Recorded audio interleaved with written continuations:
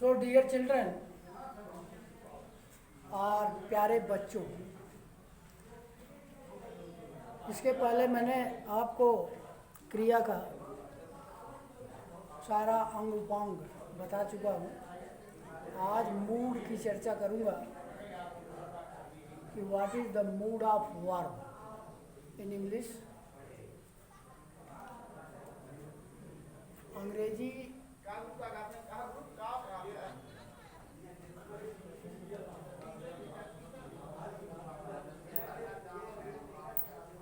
English grammar में mood का क्या मतलब है?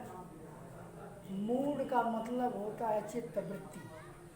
मूड किस प्रकार से सेंटेंस में कार्य करती है, इस विधा को एक्सप्रेस या बताने के लिए मूड का नाम लिया जाता है।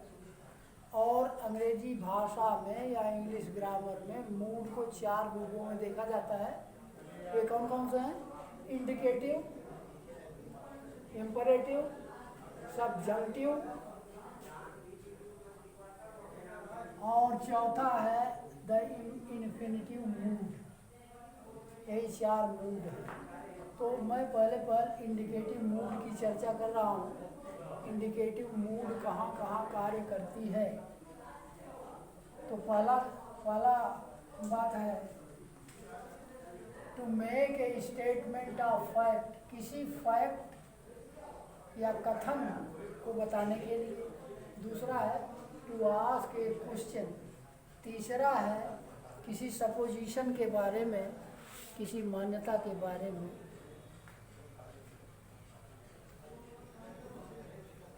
कोई सपोजिशन हमारी रहती है, उसको एज ए फैक्ट हम एक्सप्रेस करते हैं, व्यक्त करते हैं।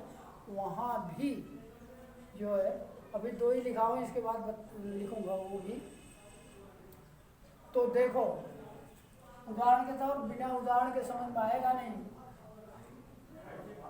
To make a statement of fact, किसी फैक्ट या तथ्य को व्यक्त करने के लिए हमें बताते हैं, जैसे या as for example.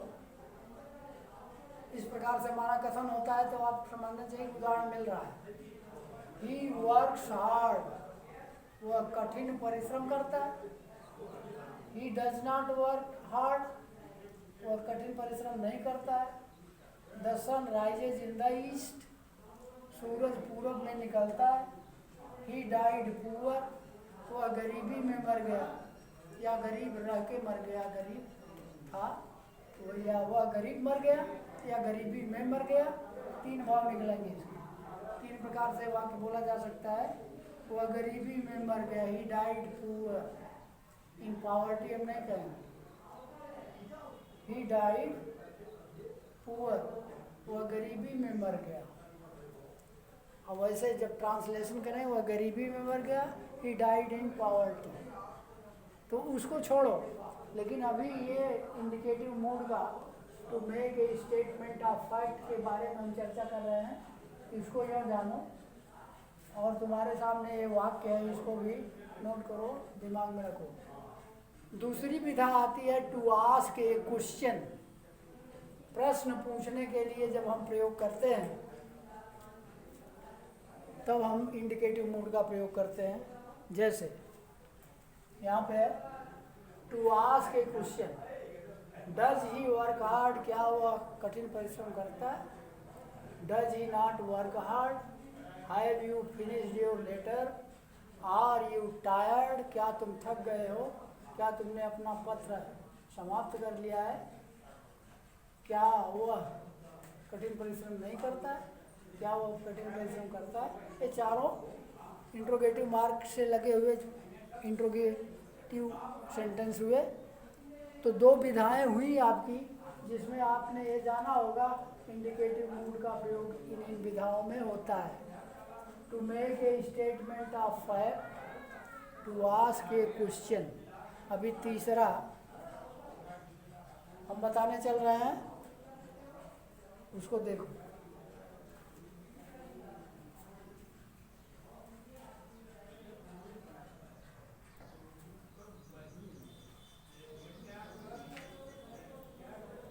So dear children, further We are now advancing. I advance further in indicative mood. तीसरा कंडीशन है to express a supposition which is assumed as fact. कोई तथ्य की तरह, किसी विचार को हम तथ्य की तरह लेते हैं या सत्य की तरह लेते हैं, या कंडीशनल वाक्य जिसे कहते हैं या शर्त सूचक वाक्य होता है, तो उसमें हम इंडिकेटिव मूड का प्रयोग कर लेते हैं। जैसे कहते हैं इफ इट रेन्स, अगर बरसात होती है, we will not play the cricket, तो हम क्रिकेट नहीं खेलेंगे, ये पक्की बात है, तथ्य। दूसरा है if he is a thief, अगर वह चोर है, ही विल बी पनिश्ड, निश्चित रूप से वो दंडित किया जाएगा। If she likes this pen, अगर वो इस कलम को पसंद करती है, I shall give it to her, मैं उसको इसे दे दूंगा। कहने का मतलब ये रहा तुम्हारा इंडिकेटिव मूड। अब अपने विचार को पढ़ते पढ़ते समझ सकते हो कि इंडिकेटिव मूड क्या चीज़ होती है।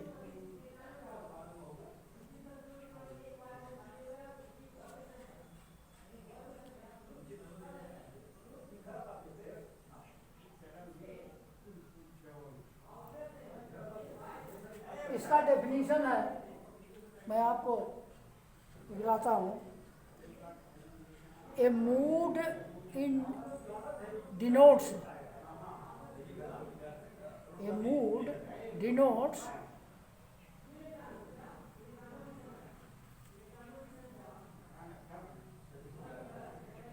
The mode or manner, mode माने तरीका, मैनर माने ढंग। Mode or manner in each statement is made by the verb, क्रिया के द्वारा किसी कथन को किस तरीके से व्यक्त किया जा रहा है या बोध कराया जा रहा है, इसी को कहते हैं इंडिकेटिव मूड। इसके बाद आएगा इंपरेटिव मूड।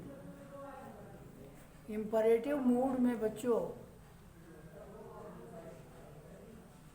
हम तीन चीज़ पर विशेष ध्यान देते हैं। तीन चीज़ ये होता है, command, precepts or exhortation, entreaty or prayer. मतलब कमांड माने आज्ञा, जो कभी टाला नहीं जा सकता। प्रीसेप्ट्स माने कोई उन्नत विचार, एग्जार्टेशन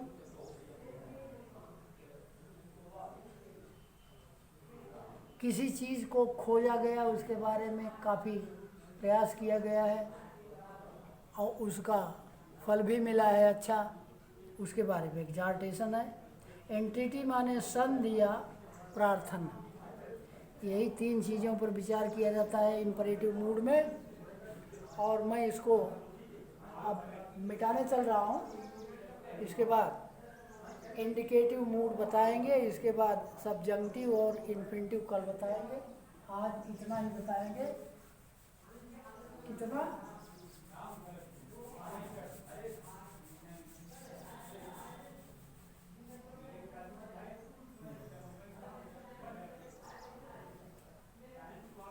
इसको यहाँ पे बंद कर दे रहा हूँ मैं।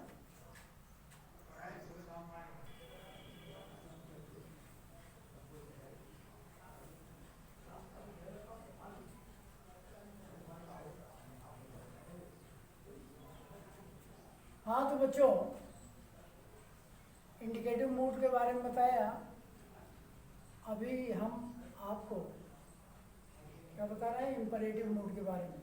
The chief usages of imperative mood are to express command, precept और एंटिटी। तीन शर्तों पर हम क्या देखते हैं, the use of imperative moods.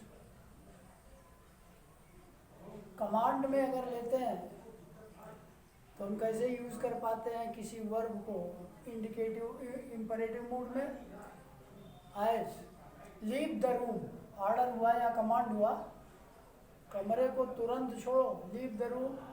Heart or I fire, रुक जाओ अदर नहीं तो मैं, अथवा मैं गोली चलाता हूँ, रुक जाओ नहीं तो गोली चलाता हूँ। अवेक,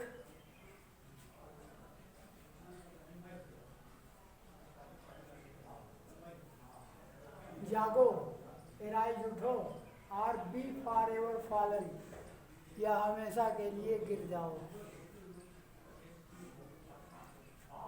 ये तीन चीजें कमांड जाहिर करती हैं। प्रीसेप्ट माने उच्च विचार है और एग्जार्टेशन दोनों का मतलब एक है। गो टू द एंड, चींटियों के पास जाओ, किस लिए? दाऊ स्लगर्ड, अरे वो मूर्ख, स्लगर्ड माने आलसी।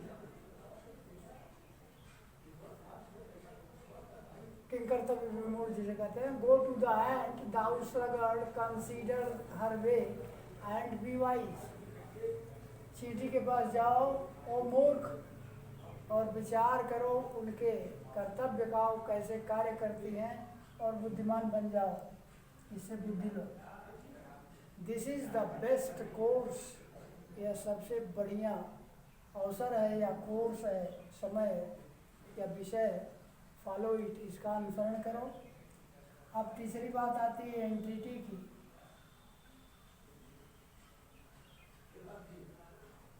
पहला कमांड, दूसरा प्रीसेप्ट्स और एग्जार्टेशन, तीसरा हो गया आपका एंटिटी। एंटिटी में मैंने दो वाक्य दिया। Help me if you can, अगर आप कर सकते हो तो मेरी मदद करो। Give us this day our daily bread, इस दिन को मुझे दे दो, मुझे रोटी कमाने दो। कहते हैं ना, अरे मुझे रोटी कमाने दो, तो कह रहा है give this day, give me this day, give us this day our daily bread, क्योंकि ये हमारा रोज का कार्य है, दिहाड़ी है, यही होता है। ये आप इंडिकेटिव और इम्परेटिव समझ गए, सब्जंक्टिव और इन्फिनिटिव बाकी रहा, उसको कल करेंगे। बस इसको लर्न करते रहना। Thank you.